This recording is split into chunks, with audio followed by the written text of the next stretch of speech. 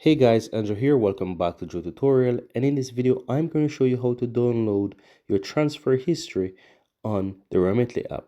Now once you're under a currency that you send money to, you're able to find all those transfer. Keep in mind that if you're under a different transfer we have never sent money to before, you will not be able to find any recipients and basically no history, right? So there's nothing to see there.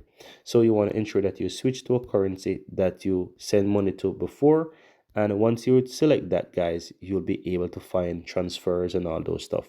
Now in order to download the transfer history, you want to find the transfer section at the bottom of the page. Click and view all towards the right hand side, and if you look on the transfer history here on the upper right hand side, then you will find a download button. You tap on that, and here you can choose the date. So here you can choose if you want it for a particular year.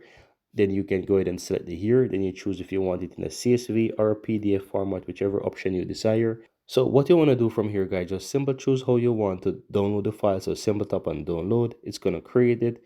It's going to open up on your phone, and you can choose how you want to basically do that, right? So you have an option that says you can send to particular, you can basically send it to whichever application you want. You can share that within, for example, WhatsApp or email, or you can simply tap on more option here and you'll find a lot more option, right? You can store it on your OneDrive or wherever you desire to do that.